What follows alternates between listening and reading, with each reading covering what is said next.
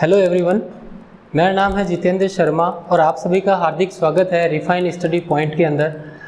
ये जो चैनल है ये बेसिकली अभी मैंने स्टार्ट किया है उन बच्चों के लिए जो बोर्ड क्लासेस में है, राजस्थान बोर्ड की जैसे 10वीं क्लास या 12th क्लास के अंदर है और उनके जो एग्ज़ाम हैं पहले ऐसे लग रहा था कि पोस्टपोन हो सकते हैं, लेकिन पोस्टपोन हुए नहीं और उनके जो टाइम टेबल है वो आ गया है।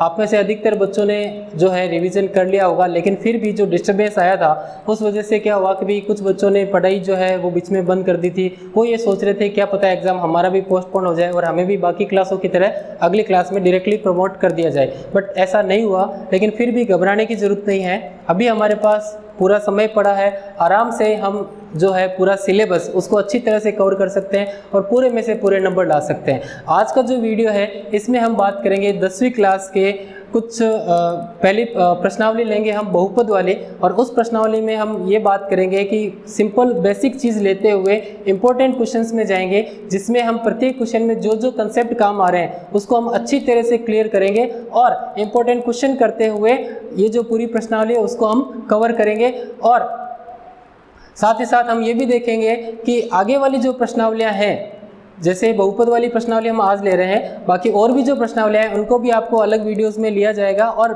अभी जो वीडियोस हैं उनमें कंसेप्ट या बेसिक आपका यही रहेगा कि एग्ज़ाम पर्पज़ को देखते हुए शॉर्ट टाइम में आप तैयारी किस तरह से करें और किन किन चीज़ों का ध्यान रखें, किन किन चीज़ों में उलझने की ज़रूरत नहीं है और किन किन पॉइंट्स को देखते हुए आप अपने जो एग्ज़ाम है उनमें नंबर अच्छी तरह से ला सकते हैं, कौन से इंपॉर्टेंट क्वेश्चंस हैं और कौन सी चीज़ें, कौन से मेथड, कौन से सवाल जो आपको ज़रूर ध्यान रखने चाहिए। और आगे वाले जो वीडियोज़ हैं उसमें भी आपको जो इसी क्लास की जो प्रश्नावलियाँ हैं उसके जो इम्पोर्टेंट क्वेश्चंस हैं और जो इम्पोर्टेंट मेथड है और जो बेसिक फंडामेंटल है उन्हीं को क्लियर किया जाएगा। और बाद के जो वीडियोस होंगे है ना, उसके अंदर हम पूरी 10th क्लास की एक एक चीज़, एक एक चैप्टर, एक एक मेथड, एक एक क्वेश्चंस को हम लेंगे और साथ ही साथ 11th क्लास और 10th क्लास की जो मैथमेटिक्स है उन सारी चीज़ों को हम कवर करेंगे। तो चलिए शुरू करते हैं। सबसे पहले हम शुरुआत करते हैं बीजीय व्यंजक से। अभी बीजीय व्यंजक क्या होता है, इसके लिए एक छोटा सा बेसिक कंसेप्ट हम और लेते हैं जो होता है आपके चर और अचर का, वेरिएबल्स और नॉन वेरिएबल्स, या आप कह सकते हो कांस्टेंट। ये कांस्टेंट या अचर राशि क्या होती है, ऐसी चीज़ें, ऐसी राशियाँ जिनकी वैल्यू फिक्स रहती हो, जैसे कि 3 है, 4 है, √2 है, 5/2 है, 7/8 है, ये हमेशा फिक्स रहती है। जैसे मैं अगर कहूँ कि मेरे पास 3 पेन है तो 3 का मतलब फिक्स 3 पेन है, न 3 से ज़्यादा न 3 से कम। लेकिन अगर मैं ये कहूँ कि मेरे पास x पेन है, ठीक है, मेरे पास x पेन है, x बच्चे हैं यहाँ बैठे हैं, x फ़ोन पड़े हैं, तो ये सारी चीज़ें क्या, उसमें कोई फिक्स वैल्यू नहीं है, तो वो क्या कहलाती है, चर राशियाँ कहलाती है। मतलब जिनकी वैल्यूज़ फिक्स नहीं होती है। चर मतलब चलने वाला या जो फिक्स नहीं है, जैसे कि x है, स्पेशली हम x ही काम में लेते हैं, बाकी आप y ले सकते हो, z ले सकते हो, कोई भी इंग्लिश का जो वर्ड है वो ले सकते हो। इवन आप साइन थीटा, कोस थीटा में जो थीटा लेते हो, अल्फा, बीटा, गामा, ये सारी क्या है, एक तरह से चर राशियाँ। क्यों? क्योंकि इनकी वैल्यूज़ फिक्स नहीं है, हर क्वेश्चन में अलग अलग होती है। तो ये क्या होती है, चर राशियाँ। और अचर राशियों का मतलब क्या हो गया, संख्याएं, स्पेशली जैसे कि 2 है, 3 है, √5 है, 5/7 है, ये सारी क्या है, फिक्स चीजें हैं। तो ये क्या कहलाती है, अचर राशियां कहलाती है। अब बीजीय व्यंजक क्या होता है, बीजीय व्यंजक होता है चर और अचर राशियां लेते हुए और इनमें प्लस माइनस गुणा भाग लेते हुए जो एक टर्म बनती है, एक कॉम्बिनेशन बनता है, वो होता है बीजीय व्यंजक। जैसे कि आपके सामने ये कुछ उदाहरण लिखे हुए हैं, ये सारे क्या है, बीजीय व्यंजक है। जैसे ये 3, ये भी एक बीजीय व्यंजक है, 2x + 3 ये भी एक बीजीय व्यंजक है, 7x² + 5 ये भी एक बीजीय व्यंजक है, और ये सारे बीजीय व्यंजक है, ठीक है। अब इन्हीं से आगे निकल के आता है बहुपद। अभी बहुपद या पॉलिनोमियल्स क्या होता है, देखिए बहुपद या पॉलिनोमियल क्या होता है।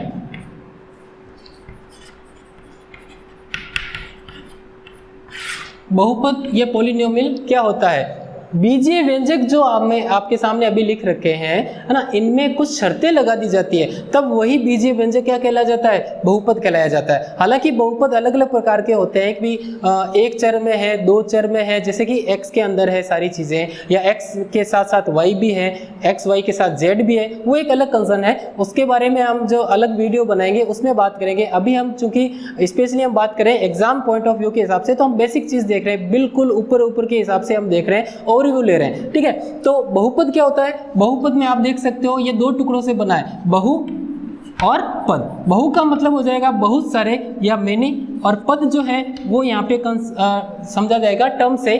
पद, टर्म क्या होता है? बहुत सारे का अर्थ तो आप समझ चुके हो।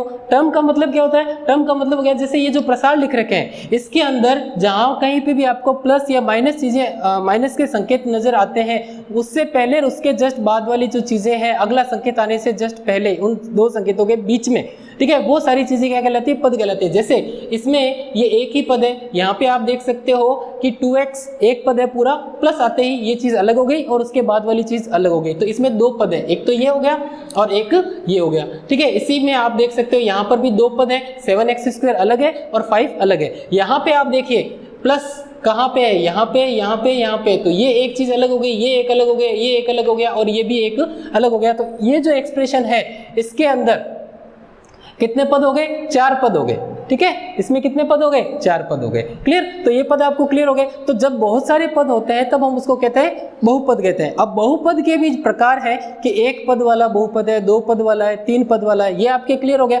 इसी में हम बात करते हैं घात के आधार पर बहुपद भी माने जाते हैं, बताए जाते हैं। क्या होते हैं घात के आधार पर? देखिए बहुपद जब हम बात कर रहे हैं कि अभी हम स्पेशली बात करेंगे एक चर के लिए, ठीक है, जिसमें एक ही चर होता है। जैसे अभी हम आपके सामने ये जितने भी बीजीय एक्सप्रेशंस लिख रखे हैं, अलजेब्रिक एक्सप्रेशंस लिख रखे हैं, इन सब में x के बारे में बात हो रही है। चर कौन सा है? केवल और केवल x है, ठीक है। तो x में जो बहुपद, ये जो बीजीय व्यंजक लिख रखे हैं, इसमें x की जो अधिकतम घात होती है वही इस पूरे बीजीय व्यंजक की, या मैं कहूँ तो बहुपद की घात कहलाती है, ठीक है। अब बीजीय व्यंजक से बहुपद में जब हम आते हैं तो क्या ये सारे के सारे बहुपद हैं? नहीं, इनमें कुछ शर्तें लगा दी जाती है। बहुपद में आने के लिए बीजीय व्यंजक पे क्या होती है? कुछ शर्तें लगा दी जाती है, ठीक है। अब ये शर्तें कौन कौन सी है? देखो, बीजीय व्यंजक जो है इसमें x की जो घात है वो 1/2, 3/2 इस टाइप की घातें नहीं चलेंगी,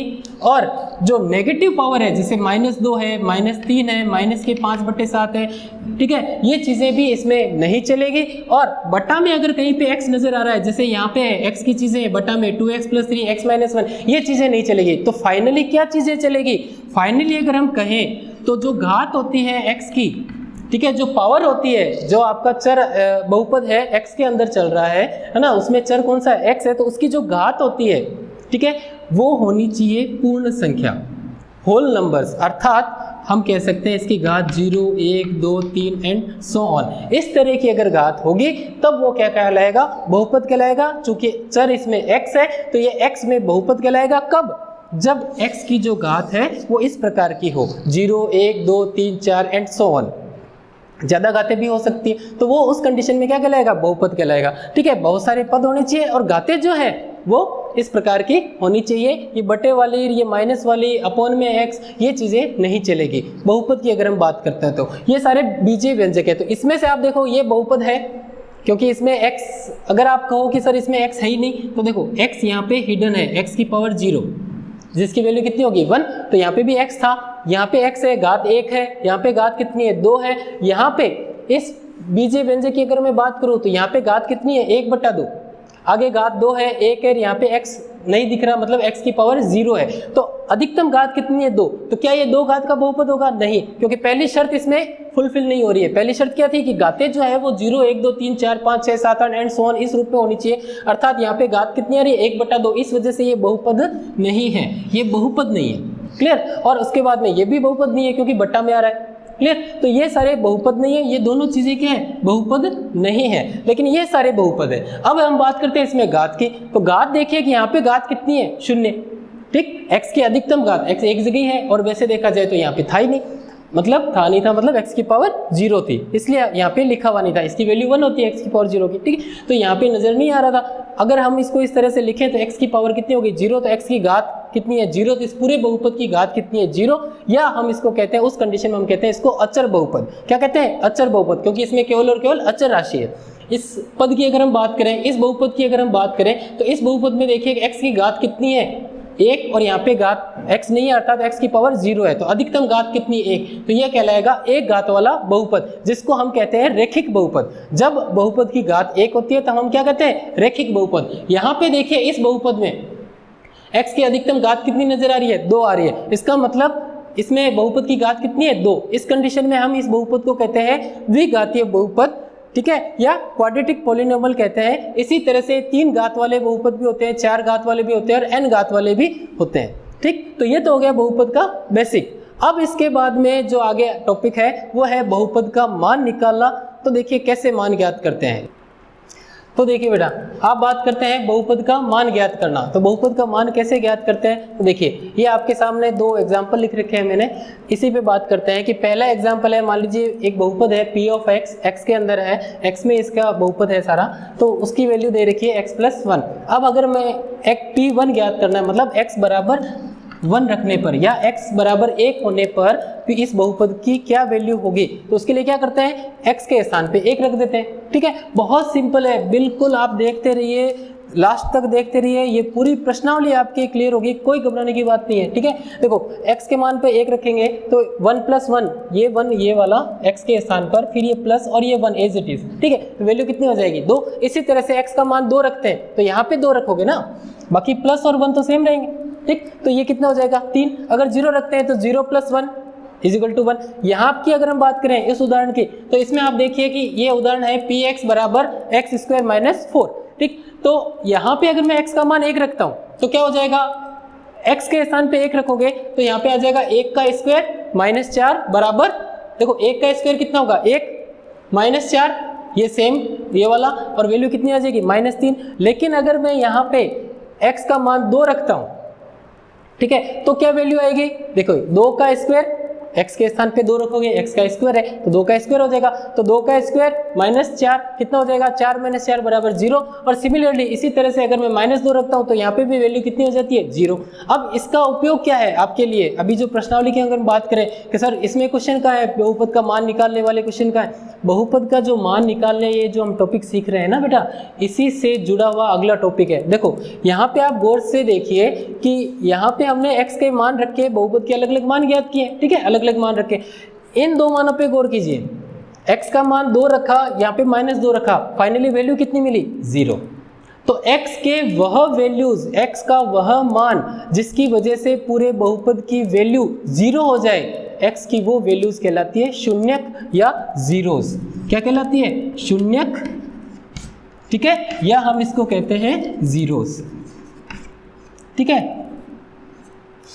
शून्यक समझ में आई बात, शून्य क्या होता है, x की वह वैल्यू जो पूरे बहुपद को क्या बना दे 0 बना दे। जैसे यहाँ पे x बराबर -2 और x बराबर 2 और -2, ये दोनों रखने पर पूरे बहुपद की वैल्यू कितनी हो रही है 0 हो रही है। तो इस बहुपद के शून्य कौन कौन से होंगे, 2 होंगे और -2 होंगे, क्लियर। और अगर मैं इस बहुपद की बात करूं तो यहाँ पे अगर मैं x का मान -1 रख दूं, x बराबर -1 अगर रख देते हैं तो क्या वैल्यू आएगी, देखिए -1 + 1 बराबर 0। तो इस बहुपद का जो शून्यक होगा, इस बहुपद का जो शून्यक है वो क्या होगा, x बराबर -1, इस बहुपद का, ठीक है। तो अब ये तो आपको समझ में आ गया कि भाई बहुपद का शून्यक होता क्या है, शून्यक होता है x की वो वैल्यू जो उस पूरे बहुपद को क्या बना दे 0 बना दे। अब बात करते हैं कि शून्यक कितने होते हैं।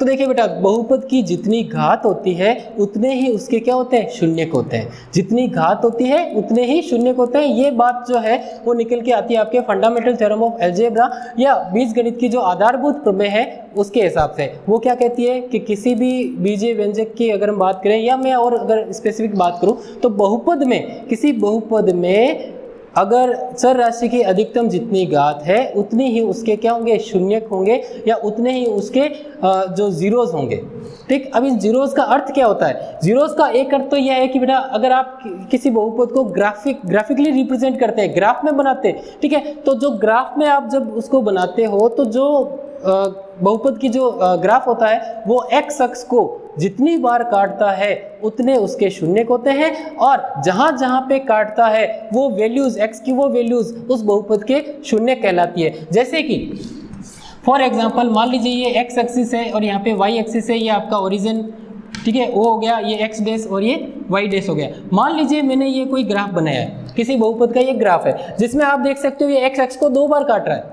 x को कितनी बार काट रहा है, देखिए एक तो यहाँ पे काट रहा है और एक यहाँ पे, अर्थात ये जो बहुपद का जो ग्राफ है वो एक्स एक्स को दो जगह पे काट रहा है, तो इस बहुपद के दो शून्य होंगे। कितने शून्य होंगे? दो शून्य होंगे। और कौन कौन से होंगे? तो यहाँ पे x की वैल्यू जो होगी वही इसके शून्यकों का मान होगा। मान लीजिए यहाँ पे x बराबर 1 है और यहाँ पे x बराबर 3 है, ठीक, मान लीजिए। तो उस कंडीशन में ये x बराबर 1 क्या कहलाएगा? इस बहुपद का एक शून्य होगा, और x बराबर 3 भी क्या होगा? इस बहुपद का शून्य होगा।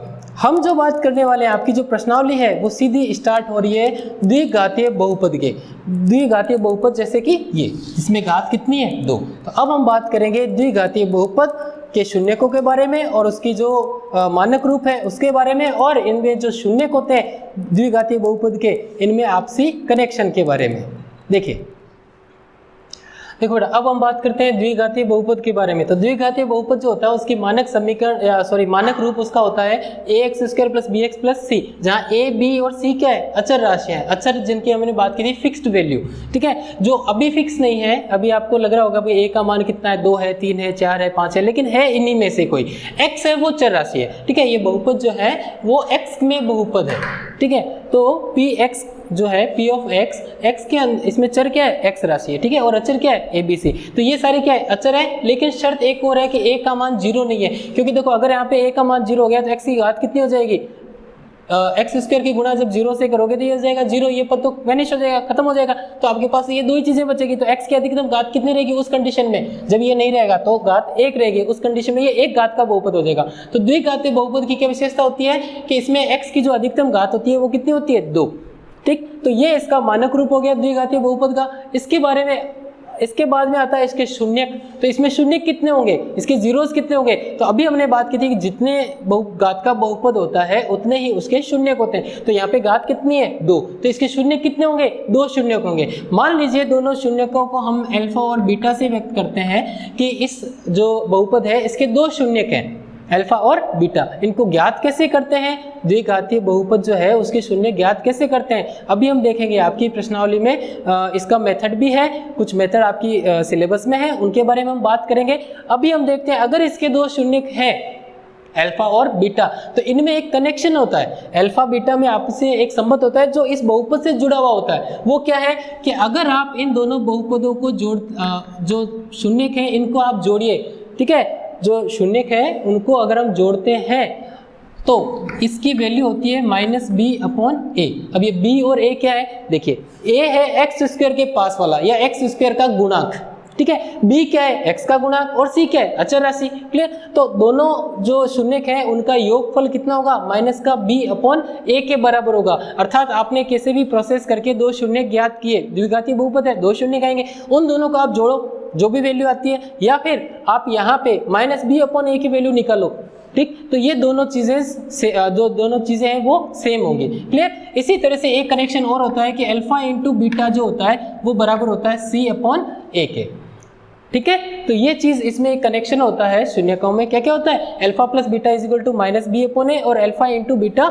बराबर कितना होता है? c/a। अभी हम इसके बारे में बात करते हैं कि प्रश्नावली जो आपके 3.1 है इसमें स्टार्टिंग में ही यही सवाल है कि शून्य ज्ञात करो और इस शून्यकों के जो बीच में जो संबंध है उसको चेक कीजिए। तो हम एक सवाल लेते हैं, आपकी किताब में एक सवाल दे रखा है। पहला ही सवाल है कि मान लीजिए ये आपके पास एक बहुपद दे रखा है, f ऑफ x से इसको व्यक्त किया हुआ है, जो दे रखा है 4x² + 8x। आपको क्या करना है? इसके शून्य ज्ञात करने और इनके बीच में जो शून्यकों के बीच में जो संबंध है उसको चेक करना है। तो शून्य कैसे ज्ञात करते हैं? शून्य ज्ञात कैसे करते हैं? देखो बहुपद जो दे रखा है उसके इक्वल में 0 लेके आ जाते हैं, तब वो बन जाएगी समीकरण, ठीक है। जैसे ये बहुपद दे रखा है ना, तो इस बहुपद की समीकरण क्या बन जाएगी?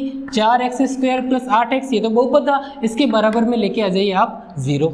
तो अब ये बन गई समीकरण, और समीकरण कौन सी हो गई? द्विघातीय समीकरण हो गई, 2 घात की समीकरण हो गई। अब चूंकि घात 2 है तो x के 2 मान आएंगे। किस तरह से ज्ञात करते हैं? इसमें से जो इसका प्रोसेस है x का मान ज्ञात करना, ठीक है, उसमें से कुछ प्रोसेस आपकी सिलेबस में है, जिसके लिए अभी हम इसी वीडियो में आगे पढ़ेंगे। देखते रहिए अच्छी तरह से।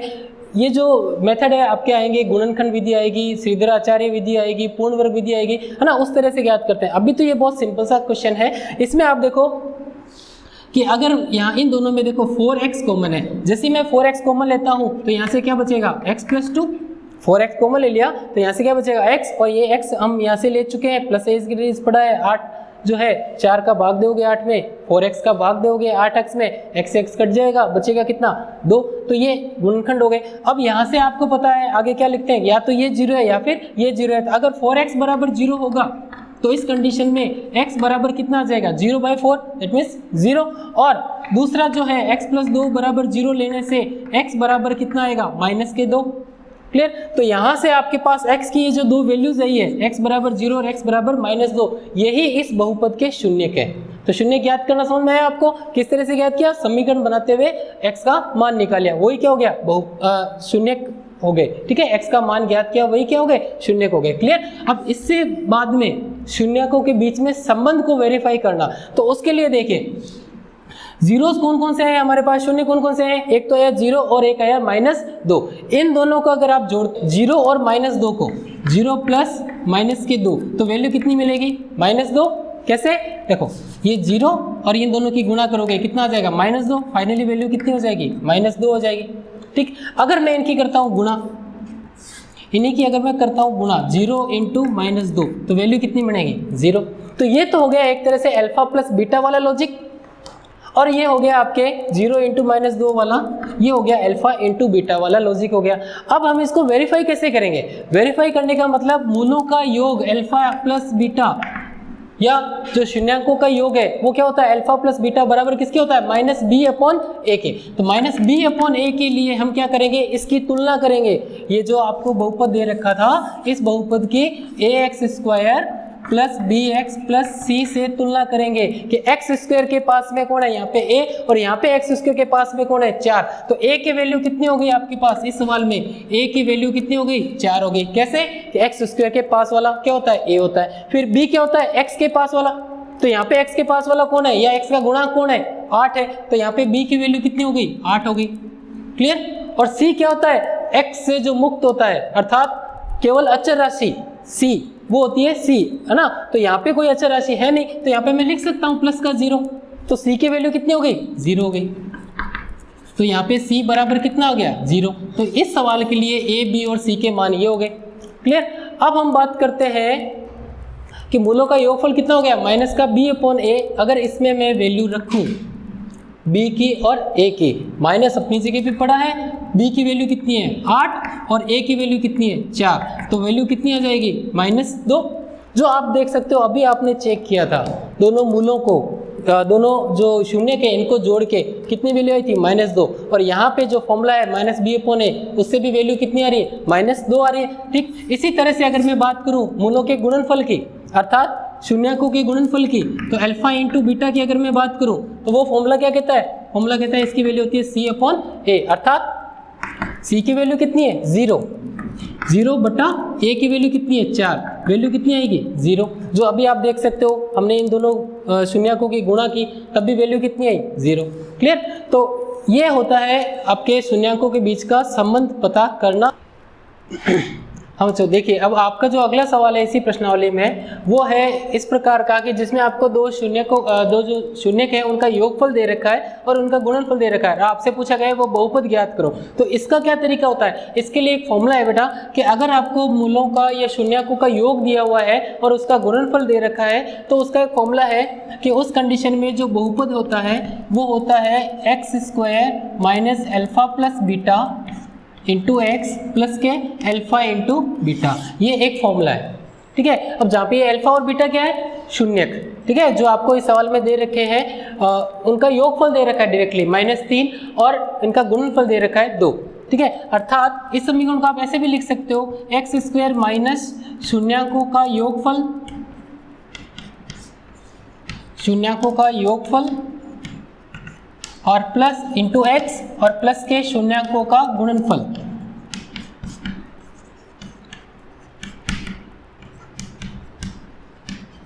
ठीक है, इस तरह से आप इसको याद रख सकते हो कि x² - शून्यकों का योगफल इंटू x प्लस शून्यकों का गुणनफल। तो यहाँ पे आपको शून्यकों का योग अल्फा प्लस बीटा दिया हुआ है, अल्फा और बीटा खुद नहीं दे रखे और आपको जरूरत भी नहीं है, क्योंकि आपको अगर योग दे रखा है डायरेक्टली, अगर आपके पास अल्फा और बीटा अलग अलग दे रखे होते तो आप उनको जोड़ते, है ना, और यहाँ पे गुणा करते। आपका तो काम और आसान कर रखा है इस सवाल ने, क्या कर रखा है कि योगफल करके ही दे रखा है, ठीक है, तो आप डायरेक्टली इसी फॉर्मूले में मान रख दीजिए। तो इस कंडीशन में हमारे पास जो बहुपद है वो आ जाएगा। हम सबसे पहले ये फॉर्मूला लिखेंगे और उसके बाद में हम लिखेंगे भैया हमारे पास शून्यकों का गुणन योगफल अर्थात अल्फा प्लस बीटा वो आपको दे रखा है कितना -3 और इनका जो गुणनफल है अल्फा इंटू बीटा वो दे रखा है 2। ठीक है, तो यहाँ पे हम लिख देंगे इस सूत्र में। तो सूत्र क्या है, एक्स स्क्वायर पड़ा है माइनस अल्फा प्लस बीटा जो आपको दे रखा है -3 इंटू एक्स ये वाला, और उसके बाद में अल्फा इंटू बीटा मतलब इनका गुणनफल जो दे रखा है 2। इसको आप सोल्व कर लीजिए, कितना देगा x square minus into minus कितना देगा प्लस का 3x प्लस के 2। तो ये आपके पास बहुपद आ चुका है। क्लियर? तो इस तरह से हम ज्ञात करते हैं। अगर आपको शून्यकों का योगफल और शून्यकों का गुणनफल दिया होता है तो हम इस फॉर्मूले के उपयोग में लेते हुए हम ज्ञात कर लेते हैं।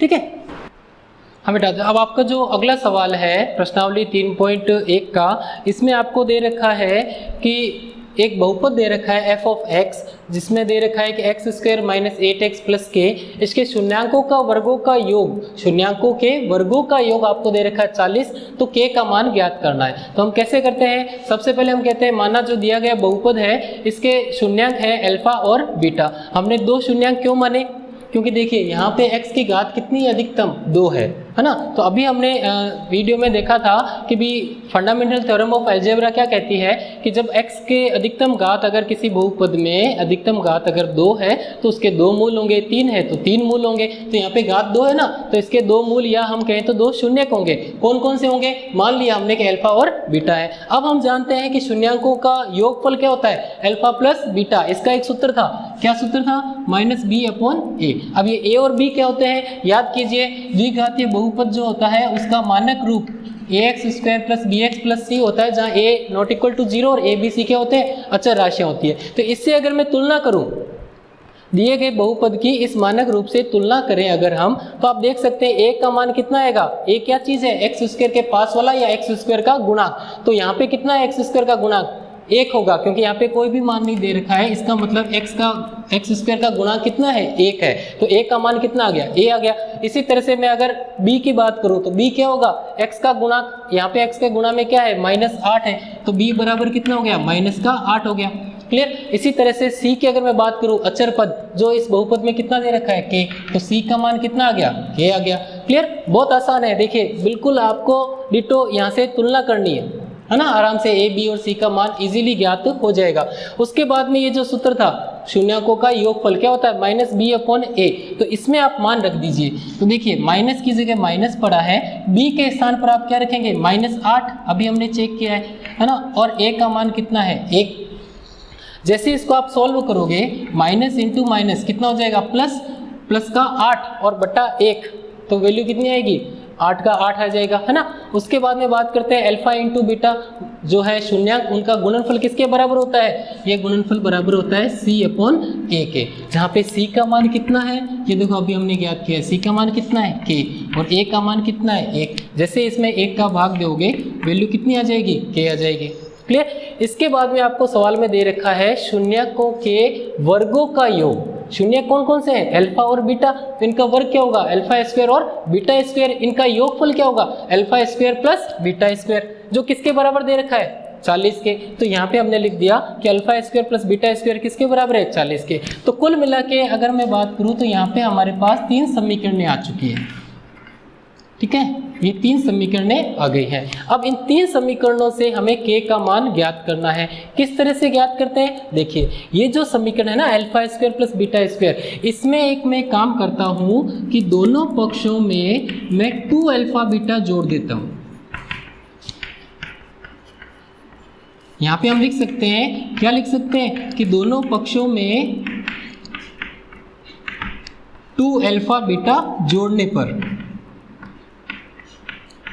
ठीक है, इससे क्या फायदा हो जाएगा, देखिए जैसे मैं 2 अल्फा बीटा जोड़ देता हूं दोनों पक्षों में, तो ये देखिए a square plus B square plus 2ab, या फिर मैं कहूं तो अगर आपने x के हिसाब से, x और y के हिसाब से अगर सूत्र याद कर रखा है तो सूत्र था एक X square plus Y square plus 2xy, है ना, उससे मिलता जुलता है, हाँ या ना। और यह मैं कहूँ तो x का मान अगर अल्फा है और y का मान अगर बीटा है तो ये X square plus Y square plus 2xy, उसके रूप का है, अर्थात ये होल स्क्वायर है किस चीज़ का, अल्फा प्लस बीटा का होल स्क्वायर, ठीक है। और वो किसके बराबर हो जाएगा, 40 प्लस 2 अल्फा और बीटा के। क्लियर। अब अल्फा और बीटा जो है इसका देखो मान दे रखा है समीकरण 1 में, अल्फा प्लस बीटा का मान है हमारे पास कितना, 8। तो यहाँ पे मैं क्या लिख सकता हूँ, यहाँ पे मैं लिख सकता हूँ 8 और इसका वर्ग है ना यहाँ पे, तो एज इट इज वर्ग आ गया, बराबर में कितना है 40, एज इट इज लिख दिया, प्लस 2 और उसके बाद में alpha into beta, alpha into beta का मान देखिए ये रहा समीकरण 2 में कितना है के, तो यहाँ पे कितना आ जाएगा के। अब ये एक सिंपल सी समीकरण बनी है जिसमें आपको के का मान ज्ञात करना है, जो हम इजीली ज्ञात कर सकते हैं। कैसे, देखिए यहाँ पे आ जाएगा 8 का वर्ग कितना हो जाएगा 64, बराबर में कितना आ जाएगा 40 प्लस का ट्वाइस ऑफ के या 2 के आ जाएगा। इसके बाद की अगर मैं बात करूँ तो देखिए हम क्या करेंगे, पक्षांतर अगर हम करते हैं तो 40 जो इस साइड में है प्लस का है, अगर मैं इसको उधर ट्रांसफर करता हूँ पक्षांतर करता हूँ तो कितना हो जाएगा, माइनस का हो जाएगा, अर्थात 64 माइनस 40 बराबर में क्या रह जाएगा 2 के, एज इट इज पड़ा है उसी साइड में। अब जैसे ही आप इसको सॉल्व करते हैं क्या मान आएगा, देखिए 64 में से 40 घटाएंगे कितना आ जाएगा 24 बराबर कितना हो जाएगा 2 के, ठीक है। और अब जैसे ही मैं इसमें यहाँ पे 2 का भाग दे देता हूँ, 2 का भाग क्यों देंगे, माइनस में क्यों नहीं होगा या प्लस में क्यों नहीं होगा, देखिए यहाँ पे 2 किस एक के गुणा में है 2, ठीक है। तो इसको अगर आप इधर भेजेंगे है ना, इस पक्ष में भेजेंगे तो किस में हो जाएगा, बट्टा में आ जाएगा या भाग में आ जाएगा, या आप ऐसे भी समझ सकते हो दोनों पक्षों में 2 का भाग देने पर, तो यहाँ पे तो 2 का भाग हो जाएगा और यहाँ पे जैसे ही 2 का भाग दोगे 2 से 2 कट जाएगा, बचेगा क्या के, ठीक है। कैसे भी आप समझ सकते हैं, तो 24/2 बराबर कितना आ जाएगा के, और या फिर मैं यहाँ पे फाइनली लिख सकता हूँ के बराबर 12। कैसे आया, 24 में 2 का भाग दोगे कितना आ जाएगा 12, तो 12 बराबर के, या मैं लिख सकता हूँ के बराबर 12। ये जो है आपका फाइनल आंसर आ चुका है। क्लियर। तो बहुत आसान सा सवाल था जिसमें हमने क्या किया था, आपको दे रखा था कि शून्यकों के वर्गों का योग, तो हमने शून्यक मान लिए अल्फा और बीटा, फिर हमारे पास सूत्र होता है अल्फा प्लस बीटा क्या होता है, अल्फा इंटू बीटा क्या होता है, और ये मान आपको सवाल में दे रखा था। इनको हमने सिंपली सॉल्व किया आसान तरीके से, तो वैल्यू आ गई के का मान कितना आ गया 12 आ गया। तो ये आसान सा सवाल है। ये है आपके 3.1 और 3.2 जो प्रश्नावली है वो डिपेंडेंट है डिविडेशन पे या डिवीजन एल्गोरिदम पे, या मैं कहूँ तो सिंपली बात करें तो भाग देना है। 2 बहुपद दिए हुए रहेंगे, आपको एक बहुपद में दूसरे बहुपद का भाग देना है। पूरा की पूरी जो प्रश्नावली है 3.2 वो इसी चीज़ पे टिकी हुई है। तो अब हम सीखते हैं कि भाग किस तरह से देते हैं और ये जो डिवीजन एल्गोरिदम है ये क्या चीज़ है। देखिए स्टूडेंट, अगली जो प्रश्नावली आपके 3.2 उसमें आपके काम है भाग देने का।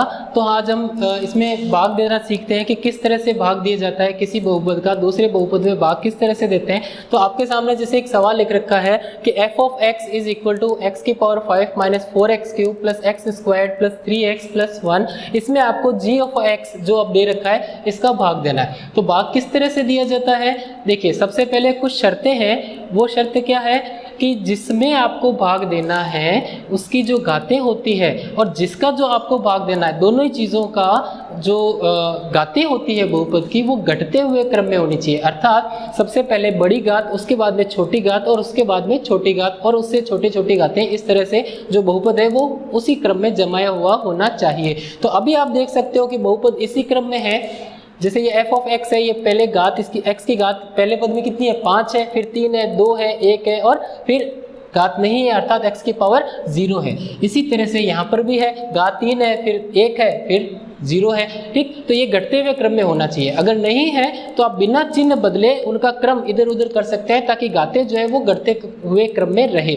पहली बात। दूसरी बात क्या होती है कि जिसमें भाग देना है, जैसे अभी हमें f ऑफ x में भाग देना है तो उसमें अगर कोई घात कम हो, जैसे यहाँ पे घात 5 है, उसके बाद में घात 3 है तो घात 4 नहीं है। तो कुछ क्वेश्चंस में ऐसा होता है कि घात 4 या घात 3 या घात 2 जो नहीं दे रखी है उसकी बाद में ज़रूरत पड़ सकती है। तो ऐसी कंडीशन में हम क्या करते हैं कि वहाँ पे घात 4 या घात 3 या घात 2 जो पद नहीं है उसको हम लेके आते हैं। किस तरह से लेके आते हैं, देखिए हमें भाग देना है इस सवाल में g ऑफ x का भाग देना है f ऑफ x में। तो जिसका भाग देना है वो हम यहाँ लिखा करते हैं। तो यहाँ पे हम लिख लेते हैं x की घात 3 माइनस 3x प्लस 1, इसका हमें भाग देना है। और किस में भाग देना है? f ऑफ x में देना है, उसको हम यहाँ लिखते हैं। और शर्त क्या है कि घातें घटते हुए क्रम में होनी चाहिए। तो देखिए घातें घटते हुए क्रम में ही थी, तो यहाँ पे लिख लेते हैं x की घात 5 पहला पद। उसके बाद में x की घात 4 नहीं है, आप चाहें तो यहाँ पे लिख सकते हैं। किस तरह से? x की घात 4 कैसे लिखेंगे? 0 करके, यहाँ पे हम लगा देंगे 0 x की घात 4। तो बेसिकली ये क्या हो गया? 0 हो गया, ठीक है। और जिसको जोड़ने से या घटाने से कोई इफेक्ट पड़ने वाला नहीं है, तो ये एक तरह से हमारे पास x की घात 4 आ भी गई और रियल में ये देखा जाए तो ये है भी नहीं, ठीक है। दोनों ही चीज़ें हो गई, है ना। अगर हमें जरूरत पड़ेगी x की घात 4 की आगे, है ना, तो ठीक है काम आ जाएगा, नहीं आएगा तो कोई बात नहीं, ये पद पहले से ही वेनिश है, बिल्कुल है भी नहीं और देखा जाए तो है। उसके बाद में बात करें तो घात 3 जो इसमें दे रखा है माइनस 4x की घात 3, उसके बाद में है x स्क्वायर्ड, फिर 3x प्लस 1, जो आपको बहुपद दे रखा है वो हमने यहाँ पे लिख लिया है। अब बात किस तरह से स्टार्ट करते हैं? देखिए आपने जब घातें घटते हुए क्रम में लिख रखी है, पहला काम यही करना है बेटा। उसके बाद क्या करना है कि यहाँ से जिसका आपको भाग देना है, या मैं कहूँ जिसका पहाड़ा बोलना होता है, नॉर्मली जिस तरह इस साइड में आप वही संख्या लिखते हैं जिसका पहाड़ा बोलते हैं या जिसका भाग देते हैं, है ना, जो कहलाता है भाजक। ये होता है भाज्य और यहाँ पे आता है भागफल, और लास्ट में अगर कुछ शेष बचता है तो वो होता है शेषफल, ठीक है ना। ये बेसिकली बातें आप जानते हो। तो यहाँ पे जिसका भाग देना है उसकी बड़ी से बड़ी घात, या मैं कहूँ इधर से पहला पद, अगर घातें आप घटते हुए क्रम में जमा चुके हो तो इस पहले पद का इस पहले पद में भाग देना होता है, जो हम रफली यहाँ पे भाग देते हैं कि x की घात 5 में हम भाग देंगे किसका? x की घात 3 का। रिजल्ट बोलिए कितना आएगा? रिजल्ट आएगा x की घात 2। कैसे आया?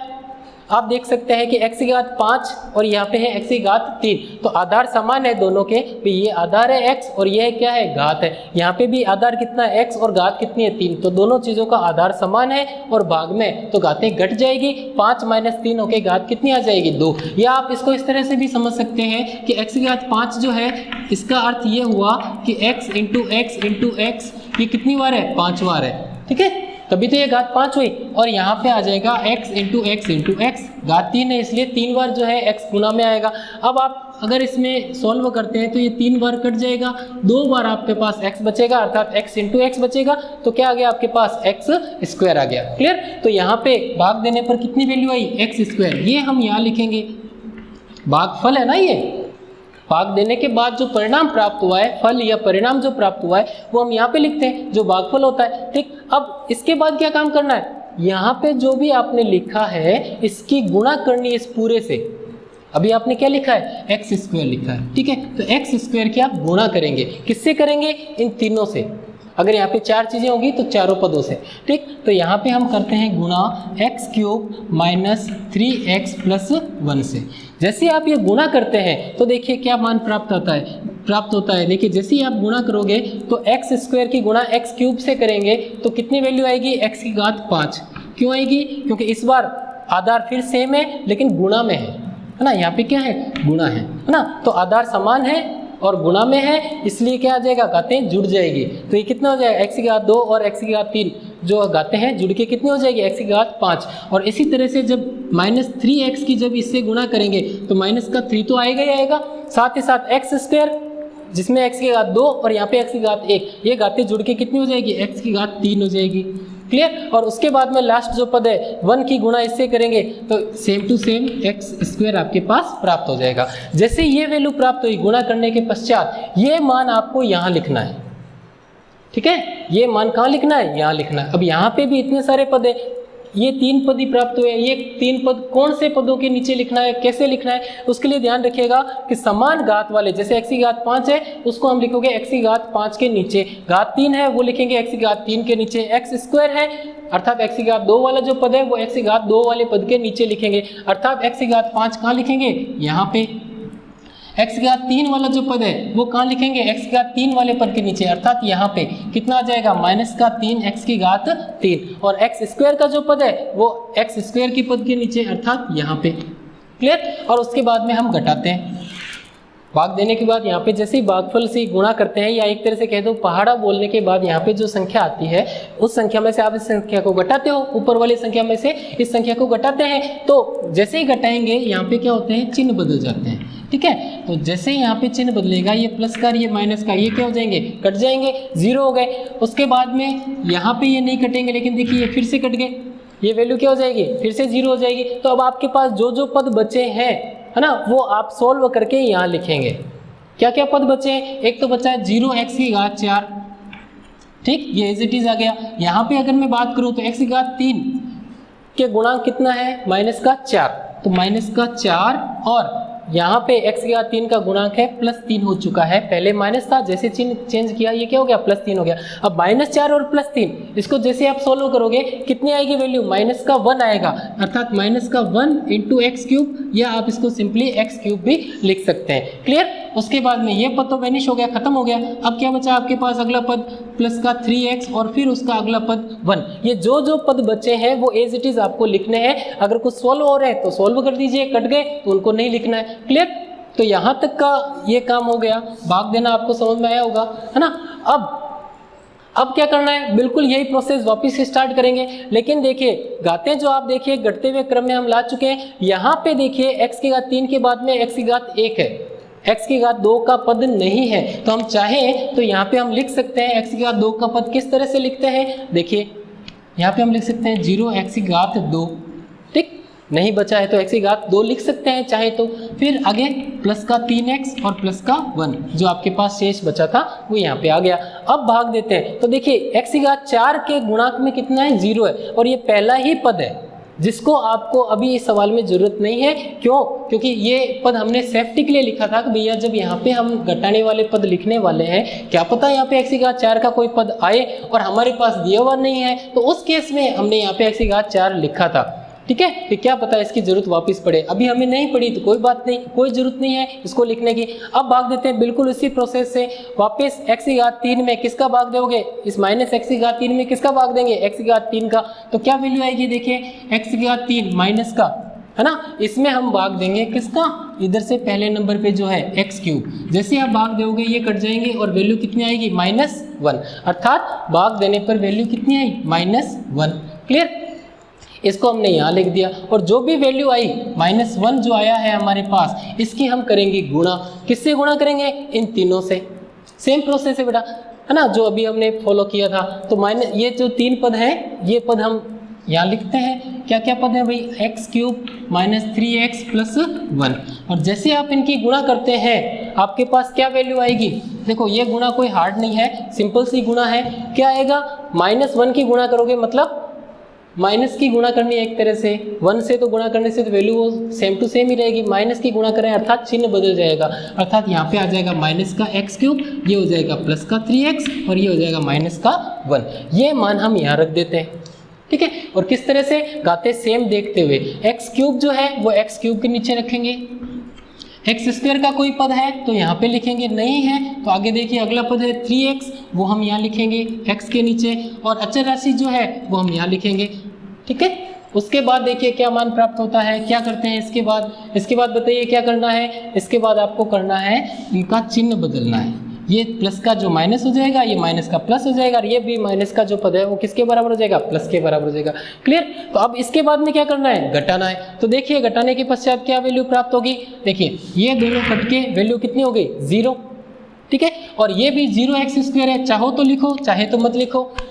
ये भी आपके पास कट रहे हैं, देखो प्लस का 3x और अब ये हो गया माइनस का 3x, ये भी कट गया। फाइनली आपके पास जो शेषफल बचा ये प्लस का 1 और ये प्लस का 1, कितना आ गया, 2।